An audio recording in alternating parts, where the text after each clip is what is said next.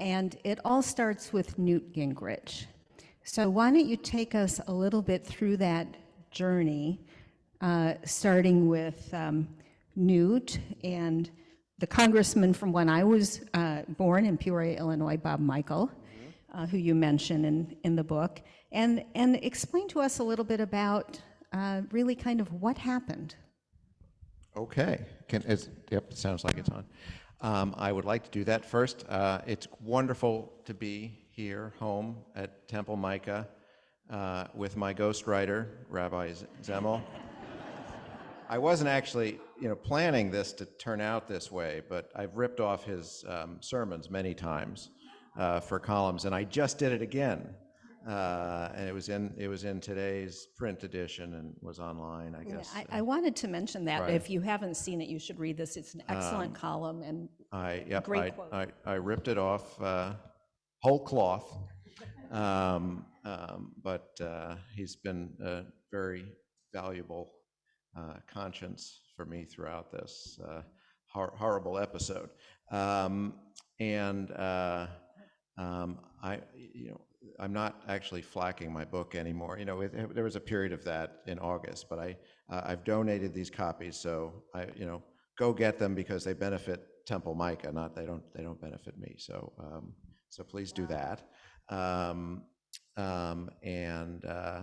It's particularly wonderful to be here because yesterday I was at a similar event for Doug Mastriano in Pennsylvania. We were packed for several hours 350 of us into a very small room. And as I was explaining to Jodi, you don't wear a mask there because it would be dangerous. I probably got another, 12 to 24 hours on the COVID clock. I don't think I should be infectious just yet. But anyway, and Jodi's just had it, and you guys are far enough away, so.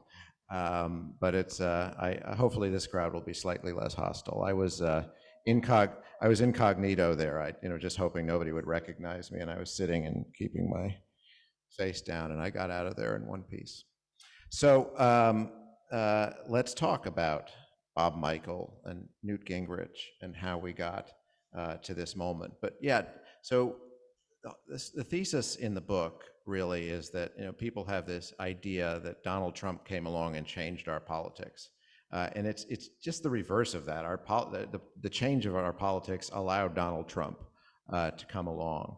So I knew him, or first reported on him back in 1999 when Jodi and I were in junior high school. And he was thinking of running for the Reform Party nomination. It was going to, and Pat Buchanan was going to be the challenger at that point. So I was on the Trump 727 with Roger Stone and Roger Stone's dog, and we were flying around to see how this Trump campaign would work out. And what he was back then was pro-choice, wanted universal health care. He's a big donor to Democratic politicians. And the whole purpose, we were out in California, he took us to the Wiesenthal Center. The whole purpose of that trip was to say, Pat Buchanan is a racist, and I, Donald Trump, am the progressive in the race. And that's not to say that he actually was that, but he was nothing. He was whatever the moment required him to be. And the moment changed over time, and you could see it through when he started going to the CPAC, Conservative Political Action Conference, every couple of years. He saw the change that was happening, the nativist change within the Republican Party. He was very ambitious, and he wanted to basically get out in front of that. And when he came down the escalator, he had already assembled the whole basket of issues that would hit all the buttons for the Republican base. He was holding up a mirror to the party. Yes, he had along the way, he was very involved. The only reason he became quite successful politically started around 2010 with the whole birther libel, the idea that Obama wasn't born in the United States and maybe he's a Muslim from Kenya. So that was he's first dabbled with that, got a huge audience on Fox News. They ate it up. So then he said, all right, we're going to go a little more in this direction. He just reinvented himself to fit that. So your question was to take that back to Newt Gingrich and hometown Bob Michael, who, you know, some people in this room might remember. It's about the most genial guy you'd ever meet. He was a veteran of World War II, and I say that because I think it was very significant that, you know, he and the greatest generation that dominated our politics up until 1994, when the baby boomers took over as the dominant force in our politics. You know, they had been through the war together, and they knew that the guy across the aisle, he's your opponent. You disagree with him, but he, you know, they love their country as much as you do. They just have different ideas. They're their opponent. They're not an enemy. Newt changed all that, and now, you know, long before he started, you know, became Speaker of the House, he had ousted, he had ousted Democratic speakers of the House with a whole barrage of ethics complaints of the Jim Wright case. Most of his allegations turned out not to be true, but it created this feeding frenzy. But he also pushed out Bob Michael, who retired, but had he not retired, Newt was going to run against him, and he was going to beat him. You know, he said before, you know, his ascent to power, that the problem with the Republican Party is they don't teach you to be nasty enough. And Newt definitely fixed that. So why did the rest of the party go along with Newt? Well, they didn't necessarily at first, and it happened gradually. There was a lot of, I mean, this was going on for, you know, Newt was elected, 1978. There was a lot of pushback against what Bob Michael called the pyrotechnics. But Newt proved that he could, through the new media of conservative talk radio, you know, Rush Limbaugh came up at this same time. Newt also used C-SPAN, which broadcast from the House floor for the first time. So he recognized you could get around the, you know, traditional seniority system and have instant power just by having instant fame. So there was a pushback from many of the Republicans who were appalled by this.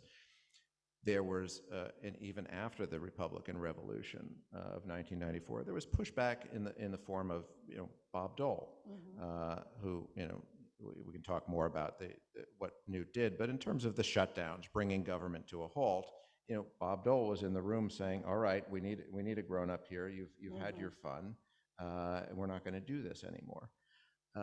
You know, there have been iterations of that ever since then. You know, John Boehner did much the same thing after 2010, after the Tea Party came to power and pushed back. The problem is with each step along the way, there were fewer and fewer people. There was less of an establishment to push back against these revolutionaries, against the guys who wanted to burn it all down. And now you've reached the point where the people who are the bomb throwers are the establishment. You know, so you look up and down the ticket for the elections that are next week. Election deniers, you know, are the new Republican establishment. So there was a lot of pushback. It just didn't. It just faded over time, and then you saw in 2016 there were 16, 18 Republican candidates in the field. Had they been able to get together and say, no, we're not standing for Donald Trump, but they weren't able to. They took them on, you could see one at a time. It was, you know, Jeb Bush and right on down the line. And then I think at any point after that, it was just entirely too late. And I think that one of the reasons that Gingrich became so powerful was because what he did worked. Right? It worked in that the Republicans won the House in 1994, and they were able to, in many cases, cut Bill Clinton off at the knees, particularly with impeachment. But you go back to Vince Foster even in writing about the Clinton era. Why don't you talk a little bit about Sure. that? Yeah, so I mean, Newt pioneered, we're all living in Newt Gingrich's world right now. So I talked about, becoming more nasty. He sent out this memo to Republican candidates saying, you need to, how to speak like Newt. You want to define Democrats as traitors, as sick, as evil, as corrupt. And, of course, this is how everybody talks all the time now, but this was a totally revolutionary way of dealing with your opponent. And it was also, I mean, look, there have been conspiracy theories, disinformation in our politics, back to the time of Thomas Jefferson. That wasn't new. But what Newt realized was that if you could take a lie, an untruth, and repeat it often enough at a high enough level and have enough people do it, people will believe that. So I did, I began the book by talking about the Vince Foster case, and I can probably in this room people remember that. It was, just to summarize, it was he was a longtime friend of Bill and Hillary Clinton, was a deputy counsel in the White House from Arkansas. Had a terrible time of it, when a whole bunch of mini scandals, was being beaten up every day in the editorial pages of the Wall Street Journal.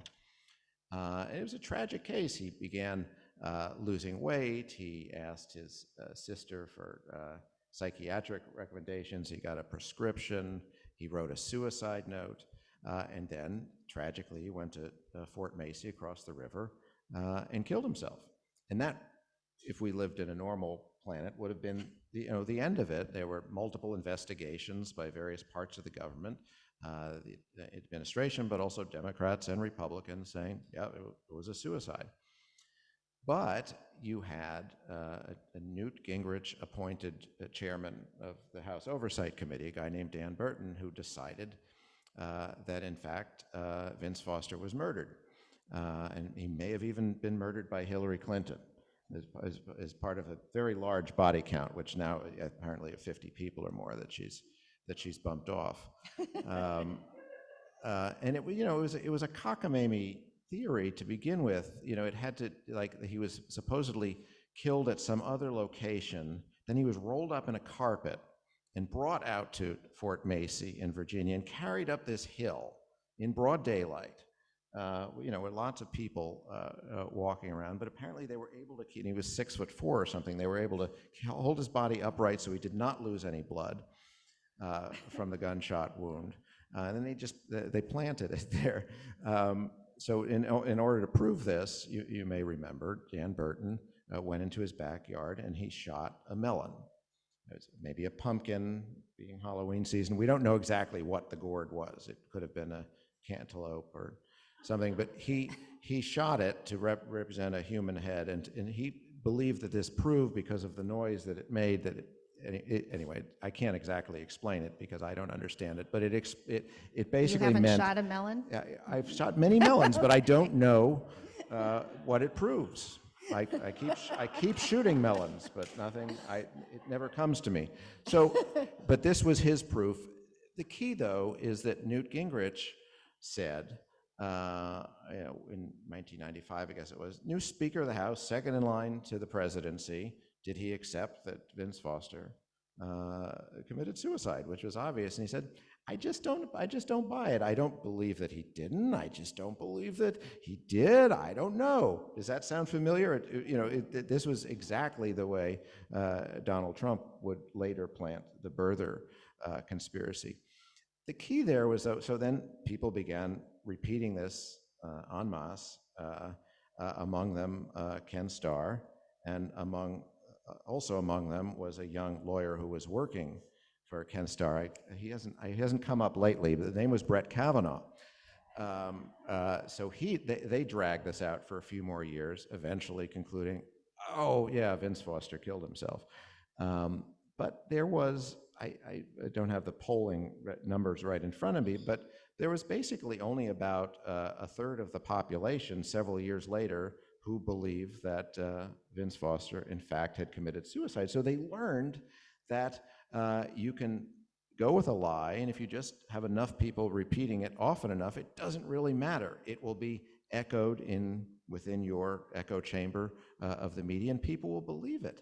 And then it happened with the Iraq War, the weapons of mass destruction, obviously a much more damaging situation, happened with the whole birther situation, happened with Obamacare, the idea that the government was setting up death panels that were going to knock off grandma, and then again when Trump came along and started with all of his conspiracy theories that forget about 2020, the 2016 election was full of fraud. People were just primed to believe anything, and then not to believe credible sources, the media and experts. So you teed me up perfectly, because I want to talk That's about... why I'm here, Jodi. I know. I want to talk about the media. And, we and many of the other people in this room have written for years, or really worked hard to uncover the truth, to uncover lies, and tell people what's really going on. Mm-hmm. Somehow it feels like we have not succeeded as much as we would have liked, and people continue to believe these lies despite everything that so many of us have written over the years. Mm-hmm. Despite this book, I suspect people will continue to believe a lot of these lies. Why is that? I really hoped that this book was going to turn everything around. I know you did. And they were not. Everybody's like, "You're right. We're just going to we're going to give up that whole thing." There's a lot of blame to give the media, and there's major industries involved in doing exactly that. So I think we were complicit in Trump's rise in 2016, just sort of credulously carrying his rallies live and failing to do the sort of real-time fact-checking that we've learned to do today. So I don't want to let the media off the hook. We've screwed up in any number of ways. But there's something else that's gone on here. Trump famously talks about us by the Stalinist language, the enemy of the people. But this sort of discrediting of the news had been going on, back to the Gingrich era, mm-hmm. and probably before that, basically cultivating an alternative to what they disparage as the mainstream media. So first it was Rush Limbaugh, pioneering conservative talk radio, and pretty soon he has hundreds of imitators reaching millions of people. Along came Matt Drudge. Then in 1996, along came Fox News, which is really the most important one because of its stranglehold among the Republican base, among Republican voters. So I think what happened is we're doing the same job we always did. They've just been very successful at discrediting that, of saying we have our media, we have our alternative facts. Mm-hmm. That is very much the moment we're living in. When I started doing my column in 2004, 2005, I guess it was, I conceived of it completely differently. The idea, I thought I was reaching people who agreed with me and people who disagreed with me. So I'd make sure I'd pick on Republicans, Democrats, liberals, conservatives. Over time, it has evolved so that I realize I'm basically not reaching anybody who disagrees with me. And it's not just me. I don't think the Washington Post is reaching anybody in Trump's orbit whatsoever. I mean, very few will go read through it, maybe to hate read. More likely, they will have heard somebody ranting about it on Fox or on talk radio. So the Fox News effect, but even more than that, the social media effect that basically allows you to choose what information you're going to get. So you're completely insulated, isolated from facts if you choose to be. Now, you can be on the right or you can be on the left. There just happens to be more of a market for facts on the left at this moment. There's nothing inherently more truthful about the left, just at this moment, that's where we are. So I think we're doing the same job we always did. And I think Trump has taught us to do it better. to hold up the truth. I just don't think it's having any effect. But we have changed a little bit, I think, in the era of Trump in terms of, because as you say, I think the media did not do a great job in 2016. And since then, there has been more calling out of lie, using the word lie for one thing, which was a big difference, and then not putting both sides necessarily in an equal light, giving them equal weight. So do you want to address that a little bit and where we should be heading? Yeah, I mean, I was one of those who hesitated to say what Trump was doing was lying, not because of the truth of the matter, but it wasn't clear to me, it's still not entirely clear to me that he knows he's lying. I mean, so there are exceptions when you get to the big lie. I mean, as the January 6th committee has demonstrated, he was told this over and over again. So at some point, you're lying. But I remember I wrote a column the very first day of his presidency, the inauguration. He went and talked to the CIA, and he said, it was raining all day, and then I came out to speak, and suddenly the clouds parted, and it was sunny out. And I was sitting there, and it was raining. It wasn't sunny out. I checked the weather. I had the Washington Post Capitol It Weather definitely was Gang raining. investigate I was the also there. situation. Could it have been sunny? No, it was not sunny. So I think there's something wrong in there that he says whatever he's saying at the moment, he genuinely believes to be the truth. He's able to convince himself of that. So it's a bit of an aside, but that's why I wasn't sure that lie, because it suggests that some intentionality, and which of course now with the big lie, we actually do have. But okay, so that was the aside. But you're trying to get me to flagellate the media and where we should go. But where should we be going from here? So I've made. You don't have to self-flagellate. It's okay. Okay, I will flagellate others in the media. Perfect. And I made the case. It was actually quite unpopular among colleagues in the media. I did this artificial intelligence analysis of coverage of Joe Biden and the first 8 months or whatever it was against coverage of Donald Trump, and we were as negative or more so towards Biden than we were towards Trump. Now, the thing is, we were saying with Biden, well, he's not succeeded in enacting thus and such policy, whereas with Trump, it was they are taking children away from their family and putting them in cages. So we were unable to have any sense of perspective. And I think that's still true to some extent. So I've argued that the media need to be advocates, not for big D Democrats, but for little d democracy.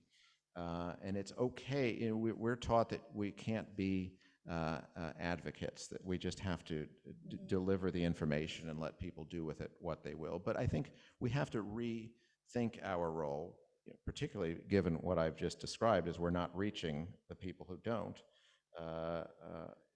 who don't perhaps agree with the truth-based community.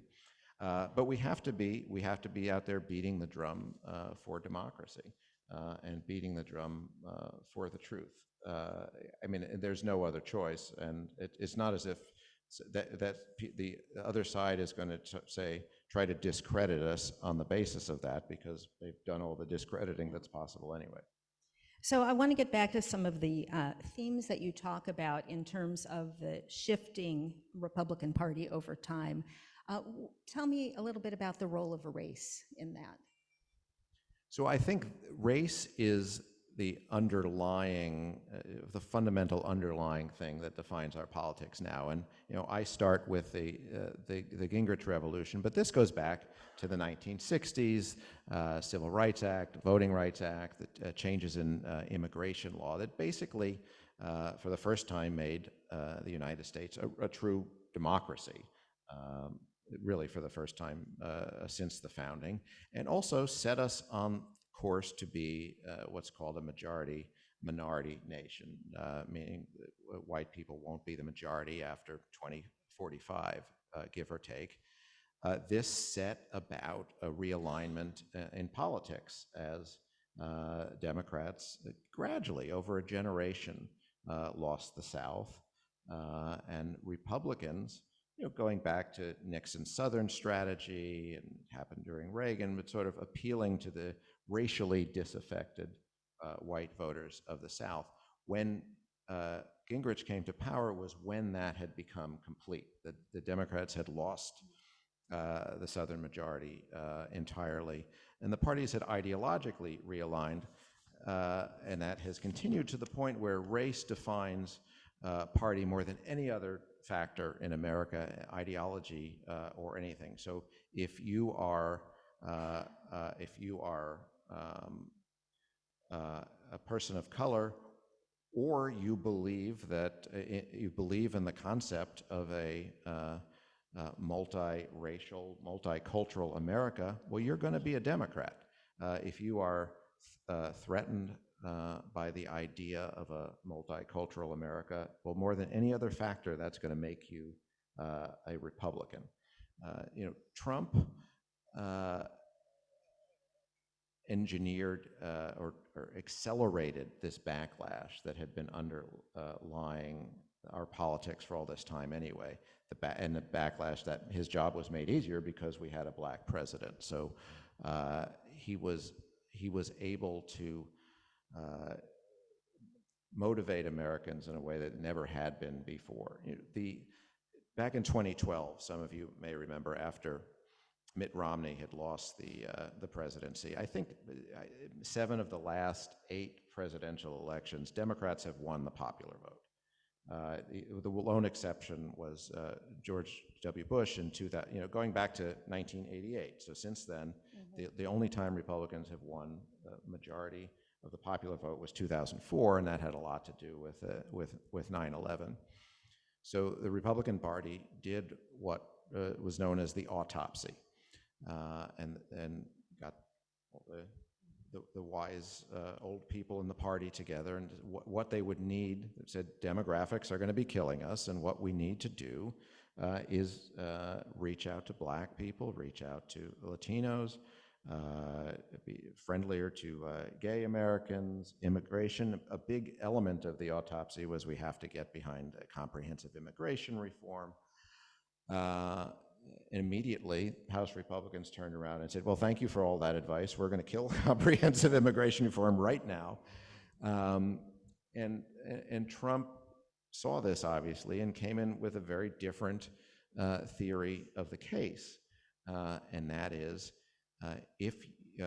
it's correct, in fact, if there are still enough white voters, particularly non-college educated white males in this country, a huge amount of the evangelical Christians, who, if you can turn them out to vote in extraordinary numbers, they still constitute a pretty healthy majority.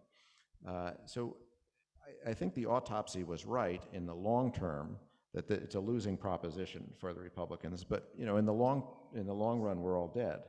And in the I'm short still run, planning to vote then. And in the short run, before this becomes a minority country, there's a huge backlash to be stoked here, and that's behind that, and that race is behind a lot of the violence we're seeing in our politics. Sure. Now as well. Well, and as you wrote, Trump was not the first Republican candidate to use race to win votes. I mean, you mentioned Steve King, Steve Pierce, Ted Cruz, Scott Walker, among others. So that was Richard Nixon. Well, he talked about the Southern strategy, of course. And of course, George H.W. Bush used it in the Dukakis. And Lee Atwater and Pat Buchanan, I wrote about quite a bit in his 1992 and 1996 campaigns. I mean, if you look at the sorts of things he was talking about, America First, Trump basically ripped that off. Right.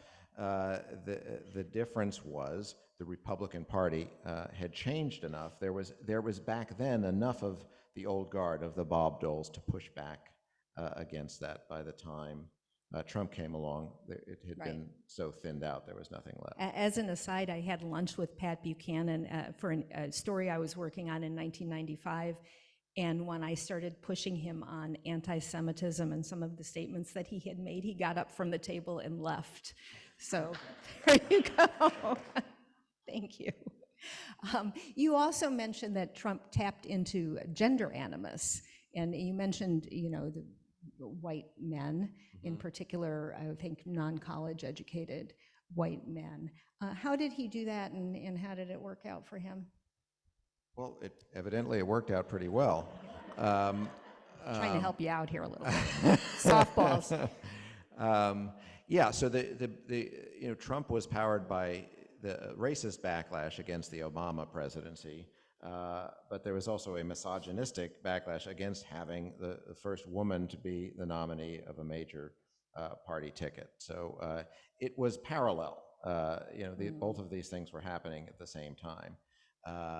And to be honest, this is what frightens Democrats so much about Kamala Harris being the potential nominee, and that also gets into the fear of is Joe Biden too old to be the nominee? Right. It's not Kamala Harris per se. It's not her that the problem is. It's can it be somebody who is of color and a woman? Will it generate the same backlash that Donald Trump was able to generate? I mean, it's a very realistic and real concern. You mentioned evangelicals a little while ago, and I'd like you to talk a little bit about the role of religion, the moral majority, and Bruce Reed, Ralph Reed, sorry, Bruce. I see Al Fromm here. Yeah, I know. Al's like, he can talk to you about she didn't Bruce actually Reed. say that. Talk about the role of religion in this metamorphosis. Sure. Well, where we are now, I talked about turning out evangelicals in a huge number. I don't have the numbers right in front of me here, but say it's something to the effect of 18-20% of the population, but we're 30%, give or take, of the electorate, of the vote that was propelling Trump, and there were an overwhelming amount, 3/4 or something of his base supporters. So yeah, I wrote in here about Ralph Reed, the Christian Coalition, the weaponization of the churches that began in the 1990s, and then I had a section when a little cameo in here by perhaps the most famous Jew in my story here, Jack Abramoff. Yes. Not a Temple Micah member.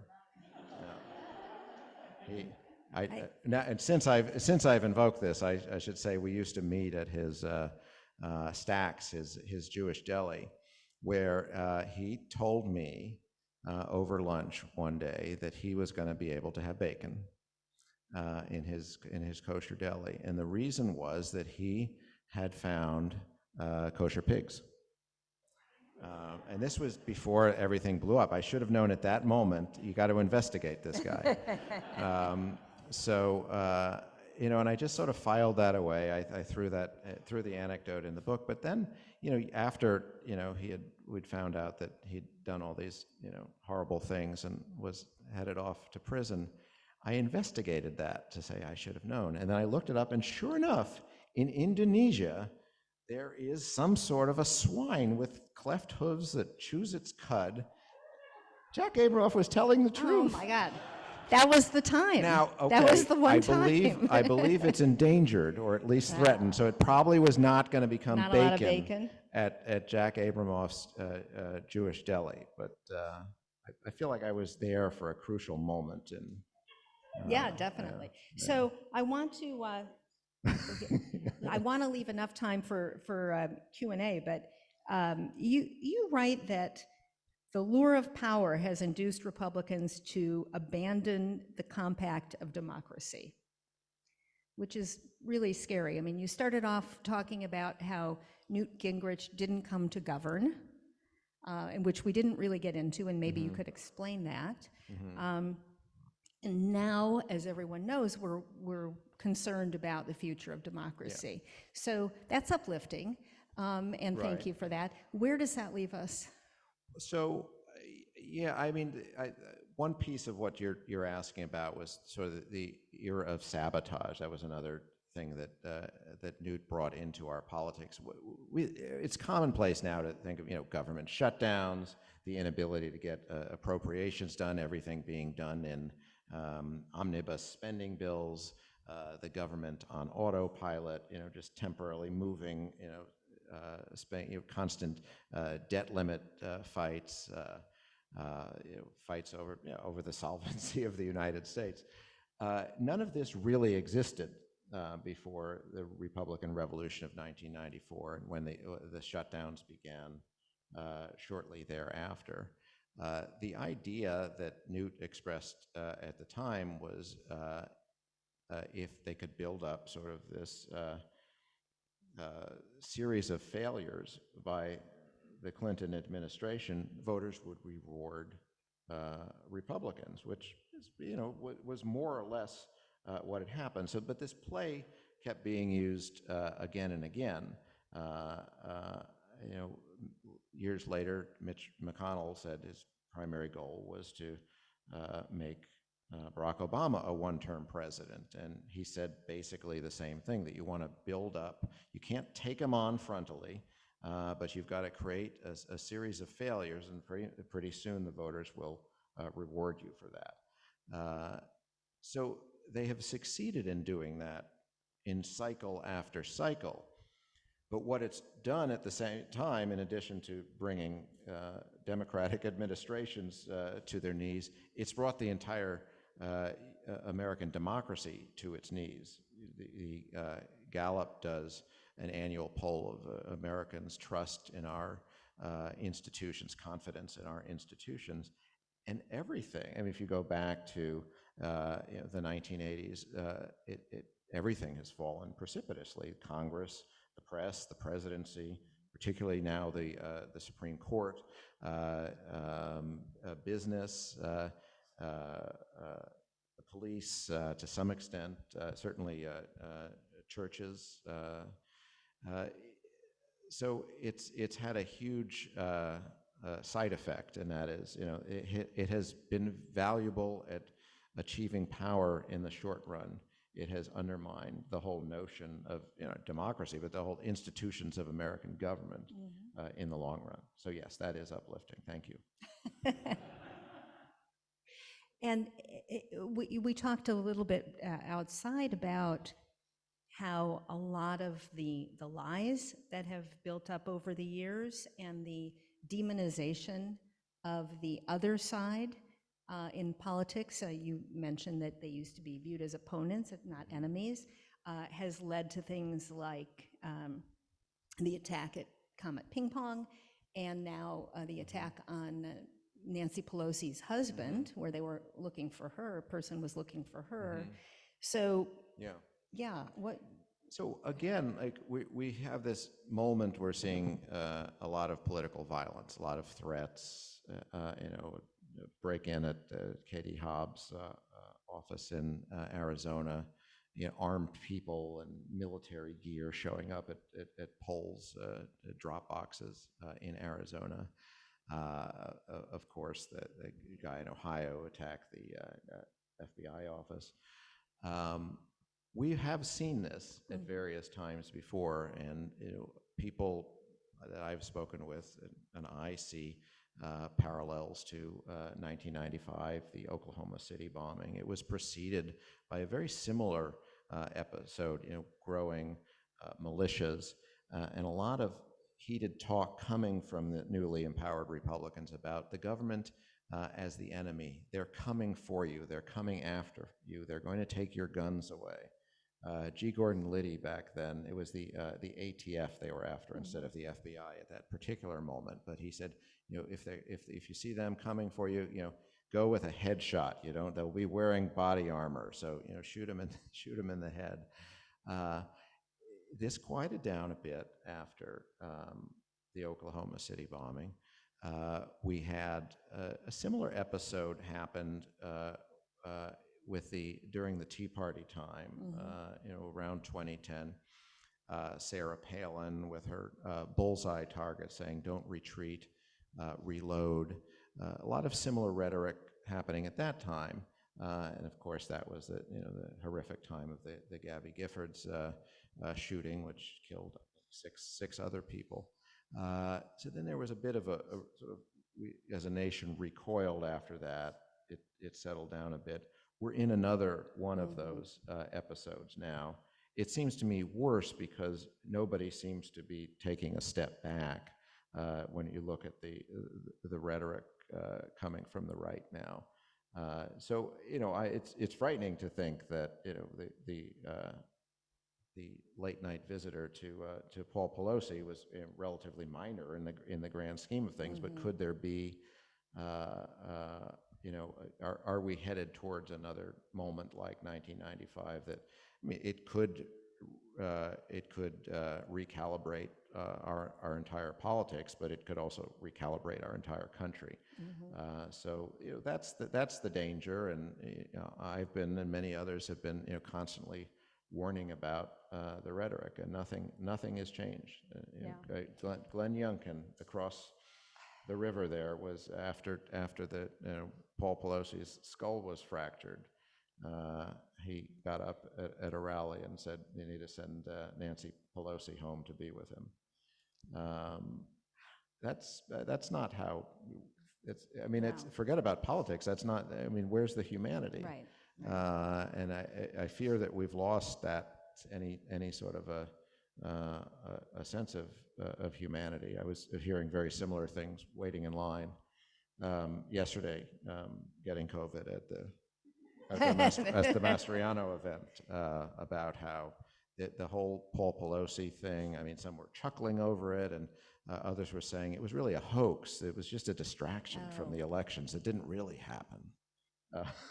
So this is the moment we're in. Well, it reminds me of covering some Trump rallies in 2016, where the media was in a pen, kind of a cage, and Trump on stage would say things about the media, enemy of the people, et cetera, and the people in the crowd would start yelling and occasionally throwing things at journalists. I mentioned I went in as a private citizen and tried not to be recognized there, which turns out, who knew? Not a lot of them watch MSNBC or read my column, so it was not a problem not being recognized. But they had the same thing. They had the press, off in the back there. I don't want to be a prop. I was out at a Carrie Lake event a couple of weeks back. The same idea, that her speech, Mastriano's speech, they're all following that Trump playbook of constantly going back to attack and mock the media and rile the crowd into attacking, because they're the enemy in the room. So yeah, that's why I go incognito. So I think we should open this up to some questions. So if you have questions on your note cards, pass them this way. We'll start to ask. I'm going to begin with the question that I've written down. I have a couple, and then Rabbi Crawley has one. Ehud Barak, former Prime Minister of Israel, I heard him say a couple of years ago, speaking at Sixth and I, and he's speaking about Israeli politics, but I think it applies. He said, if you want to tell the truth as someone who's running for office, we're in an era where you are running uphill. Do you find any Republican candidates who are, to your language, truth tellers in terms of where they're campaigning, or is that asking a fantasy question? And then I have a second question. You use the term conservative talk radio. Would you ever think about changing the term from conservative, as if these people are somehow ideological descendants of Edmund Burke or something? I wonder if we need to change our language. I think let's start with that, because I think that's exactly right. And when I was using the term conservative, I was talking about Rush Limbaugh in the late 80s, early 90s, because I think that still was, whatever else Rush Limbaugh was, still was about limited government. But you're right, that has entirely changed now. I mean, now we have a protectionist, nativist Republican Party that wants to expand the sweep of government to control people's lives. So it's the very opposite. But and some conservative thinkers have said, "Can you please do the same thing? Please don't identify this with conservatism. There's nothing conservative about it." So I think that is right. That, right wing is would be my term of choice right now. And what was the Iraq. Are there yes, Republican truth yes, there are. tellers? Well, of course there are. There are people like Liz Cheney and Adam Kinzinger, and before that there was Jeff Flake and there, Mitt Romney. But they sort of get picked off one by one. And only one of those will still be in office come January. Right. I'm often asked, will the fever break? Is there this huge body of Republicans who are really disgusted with this and really want it to go away? I don't know how huge it is because it diminishes over time, but it is true. There are a lot of Republicans who really don't like this any more than anybody else does, and they're playing along with it, made a deal with the devil because it's in their political interest. It's quite obvious there's no other way to stay in office. The problem is if you are doing something to protect your political hide, there's been social science research into this. You can't keep saying ridiculous things that you don't believe. Eventually you train yourself to believe them and to filter out contrary facts. So that's the danger of what's happening here. But and if you look, take the leadership aside, if you look at the Trump base, it is, let's say, a third of the country right now is sort of off limits to truth. Just not. They're not going to be reached. They're not going to hear it. They're so predisposed to discredit fact or expertise or the media or anything else. But that still leaves, enough people in the country who still want to reside in a truth-based community. Many of them are low-information voters who are not particularly interested in the whole political debate one way or the other. But there is still a majority. There is still a factual majority. Is that like the silent majority, the factual majority? I hope not. Okay. So we've got a question from our folks on Zoom. Hello. In analyzing the move to the right of the Republican Party, do you think about the move to the right of the Democratic Party in the 1990s? Do you think there's a connection between the Democratic Party's embrace of free trade and the resultant loss of millions of union jobs, the decline in living standards of the working class of all races, and then the openness, once again, to racism, anti-immigrant fervor, and anti-Semitism? Whoa. Al? I was thinking the same thing. See, I thought that question was going in a different direction. Was there a parallel move to the left, right now among the Democratic Party? That's an easier question. Yes, there is one, and no, it's not anywhere near the same magnitude. It's a much smaller change. For all the talk about Green New Deal and socialists, it's something in the people who genuinely consider themselves socialists. They're somewhere in the area of 4%. There's nothing equivalent to the MAGA revolution or whatever we're calling it. So I do not see the. I guess we're talking about the Clinton and the New Democrats. Move to the center in the 1990s.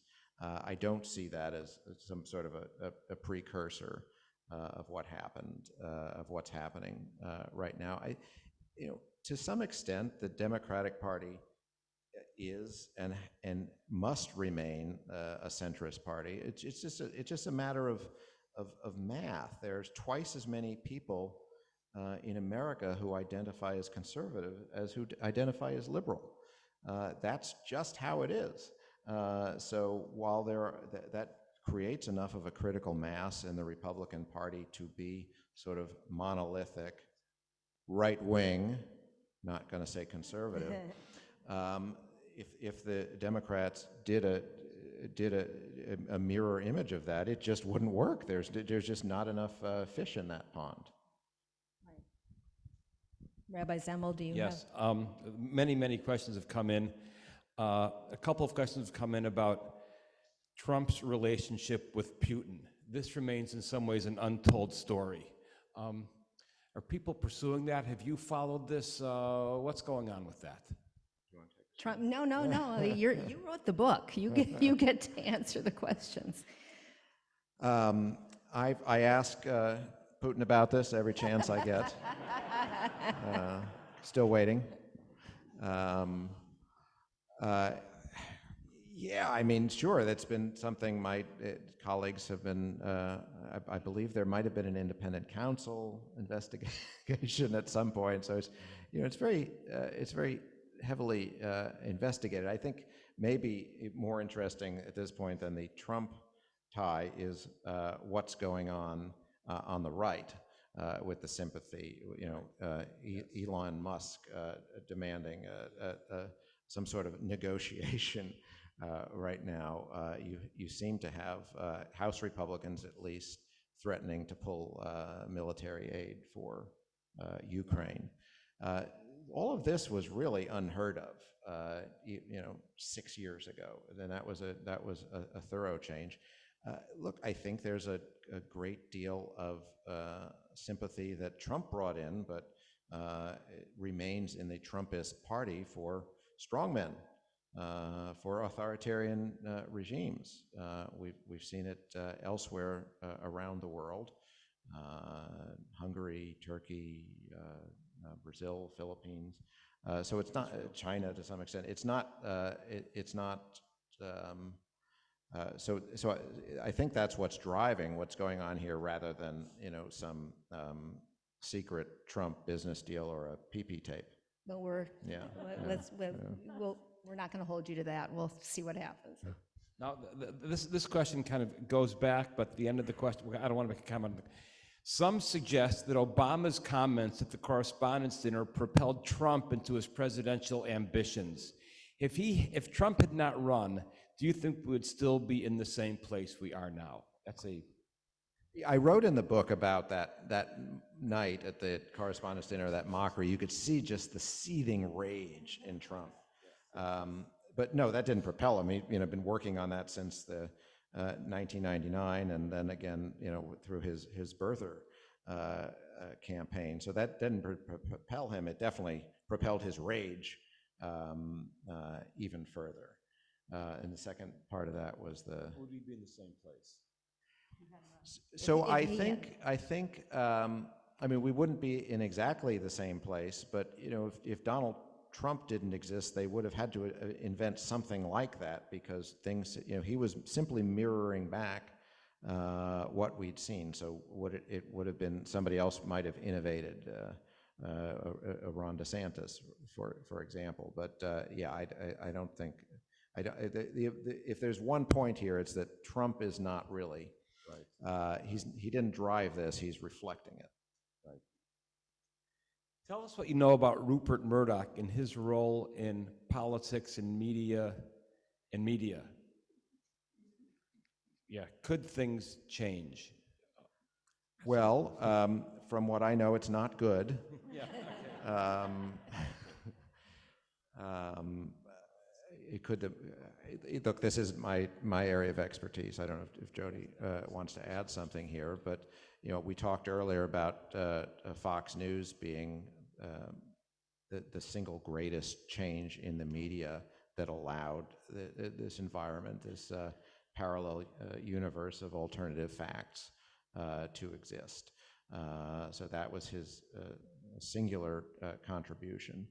But sure, basically, you read the New York Post and the new version of the Wall Street Journal, where I worked for 8 years in the pre-Murdoch days, and Fox News, and you've got the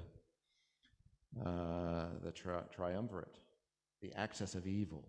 Yeah, I will add that in 2020, when I interviewed a lot of Trump supporters, almost to a person, they said they got the bulk of their news from Fox. So the influence is quite apparent. Here's a great question. Has it been difficult to find humor and levity in your, has it been difficult to find humor and levity in your, written into your pieces? I can't read what the word is. Your pieces are so filled with humor, particularly the last few years under Trump, when democracy's been under assault. This is asking about your personality. Yeah. We're asking this to a person who actually ate some newspaper. Yes, that's a great part of, yes. Yeah, tell us about how you baked the newsprint, and your description of that meal is so, there was a video, if you haven't seen it. Oh, I've not seen the video tonight. The video. Yeah, no, it's still there online. I got Tom Sietzema, the Post food critic, together, and so basically I had said there's no way Trump was going to get the Republican nomination in 2016. So in case anybody's asking for my predictions of next week's results, you just know that won't be useful. And so I said I would eat this column, so we had it done up as we had a fillet of fish wrapped in newspaper. We had guacamole with newspaper in it, newspaper filtered coffee, and then we had to wash it down with Trump wine just for extra punishment. And at one point I was lifted up my fork, and there was an ad for a Rolex watch on it that I had to. I would suggest if you watch the video, do it after you've eaten a meal. Some of it's good. If you're going to eat a newspaper, you want to grind it up very fine. That would be my advice to you. So look, I mean, it's not like a strategy it's a defense mechanism, right? If we don't laugh, then we're doomed. I mean, but it's certainly the proportion of finding humor in things it's actually gone significantly down over time. But I mean, you have to appreciate the absurdity. I mean, just yesterday at the Doug Mastriano event, I mean, it's funny. Yeah, the column's it won't be until Tuesday, so it's a big scoop here. But so he brings in as his warm-up act Bernie Kerik, and he's talking about law and order. So they literally have an ex-con giving a lecture on law and order. That's fabulous. So yeah, I mean, you could just get angry and depressed, and there's plenty of time for that, and I do a lot of that. But gosh, we have to appreciate some of the absurdity. I just want to add to that I have heard one Rabbi Zemmel say more than 1 million times about that Jews don't despair. So humor, I think, is no question, right, wonderful way. That was the sermon I ripped off. one of them.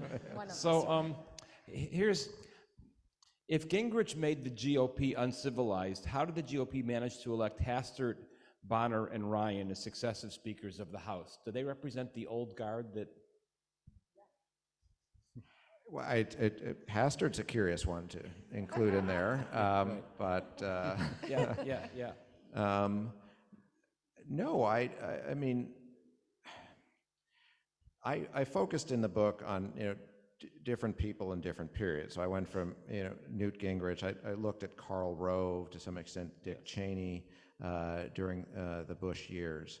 And then people like McConnell and Palin during the Obama years, and then, well, there was an assortment of riches during the Trump years. But no, I think whatever their intentions may have been, they accelerated, each of them in their own way, accelerated the slide. So Denny Hastert famously implemented something called the Hastert Rule, which meant that he would not bring anything to the floor of the House unless it had a majority of the Republicans supporting it. So if you think about it, this basically ended the era of bipartisan, any possibility of bipartisan negotiation, because before that you could get a portion of the two parties and pass legislation that way. So this allowed the right wing to hijack the whole debate. If they could, pull enough members away from within their caucus, well, it would never get to the floor. So he very much contributed to this moment. Before that, Tom DeLay was a major contributor to this moment. And John Boehner, has written a good book talking about all these horrible things that happen. So I blame him less than others. So yeah, that may be one exception there. Paul Ryan stood up a few times bravely against Trump, but by and large capitulated. He was one of those.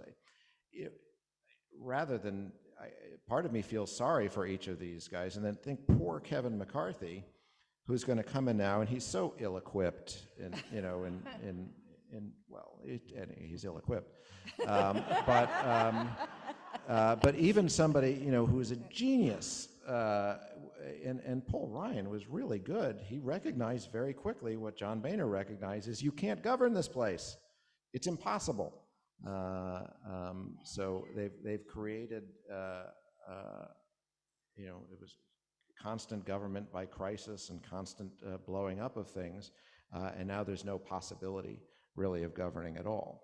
I think that I just want to interject here because you mentioned poor Kevin McCarthy, but we gave short shrift to Mitch McConnell, and I think he's worth a moment, and to kind of talk about again the Gingrich influence, and McConnell, as much as Trump has put us where we are in terms of the Supreme Court, for instance, so and he's still going to be here in January, so to maybe just give us a short riff on Mitch.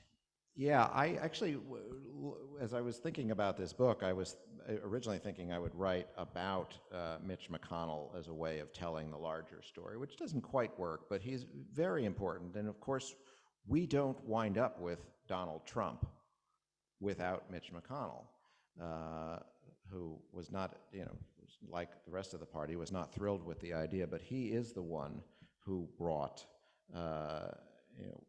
the party establishment, who brought them on board. He was the factor more than any other one who made Trump possible.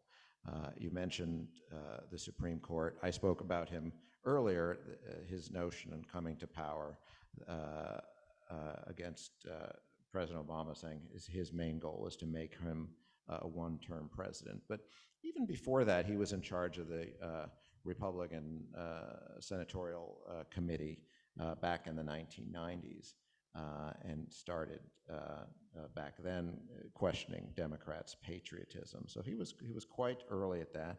He's also a figure who really destroyed our campaign finance system. So when you remember his epic battles with John McCain,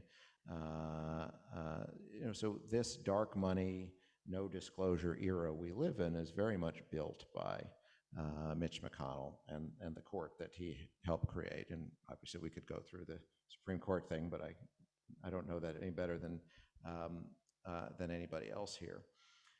He's another one who just did what was necessary to suit the moment. He was more of a Rockefeller Republican for civil rights, sort of ambiguous on abortion rights, and it has very much evolved. He and when the Tea Party came in, Rand Paul in Mitch McConnell's Kentucky, McConnell was very much threatened by that. He basically co-opted the Tea Party, basically and did the same thing when Trump. So it was that sort of serial acquiescence, and without responsible people who know better, grown-ups, doing that, this wouldn't have happened. Thank you. Thank you for letting me interrupt. No. This will be the last question, and this is from someone who I think needs to read today's column. The question is, will you promise to tell us in your column when it is time to move? Mic drop. And then the person says, my wife says to read the rest of it, but this is stealing what I'm going to say again in a couple minutes. Thank you, Mr. Milbank. Your column helped me get through the Trump years. You continue to help sustain me. Oh, well, it's wonderful whenever I hear that, and I'm always glad to hear it, because I was like, it's not sustaining me. I'm glad it's working for somebody.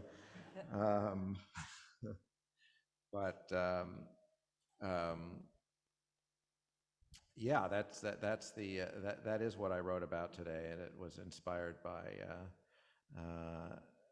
the Kol Nidre sermon.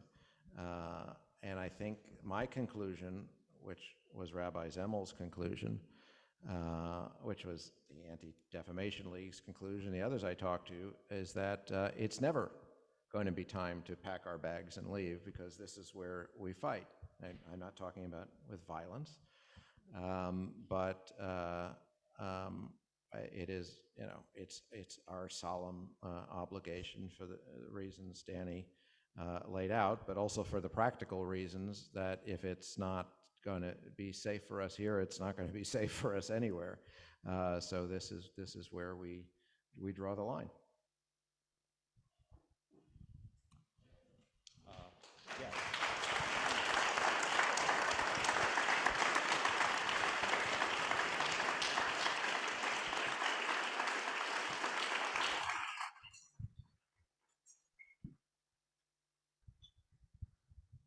That was our thank you. Thank you so much. Thank you, Jodi. Thank you. Keep doing what you're doing. Keep doing what you're doing. You too, keep doing what you're doing, and thank you, Jodi. Thank you, Dana.